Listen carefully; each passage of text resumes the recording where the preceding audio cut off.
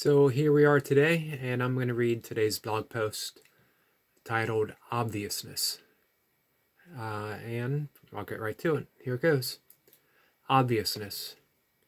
Mainly, I try not to write about spiritual concepts or my beliefs in certain topics, although I do often brush against the subjects on occasion, and include them in my writing.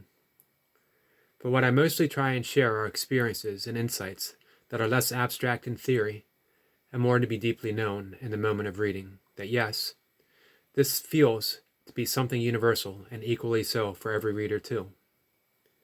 That's the value of meditation, of course, that it's systematic. It's a systematic means of realization, proven through the ages since first Vedic seers observed the very silence of their mind. The right words can add to this value, point us to the obviousness of our surroundings in a way that brings light to our own involvement in the moment.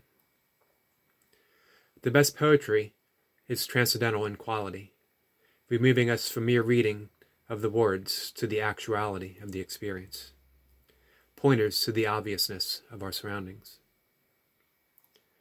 And more directly still is to simply open ourselves to the moment and all that it may hold, not shying from uncertainty and mystery, but allowing ourselves to be fully immersed in whatever's going on, mindful, yet not with technique or method, only through the process of living exactly through each moment.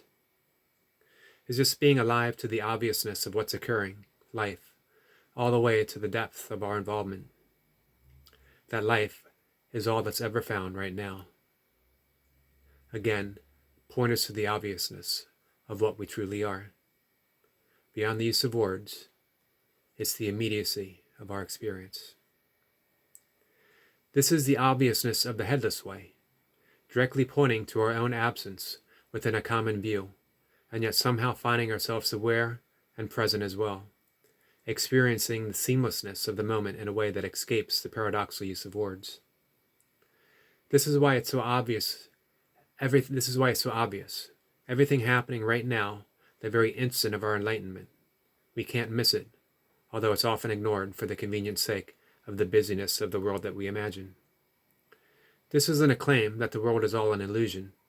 No, it's Maya, that we simply get lost within life's play. The obviousness of direct pointing wakes us to the exactness of this moment, aware, embracing the reality of concepts existing only as a temporal experience, that life is always in motion. But of course, again, these are merely words, pointers, and the obviousness of the moment is simply here. Thanks. Have a good night.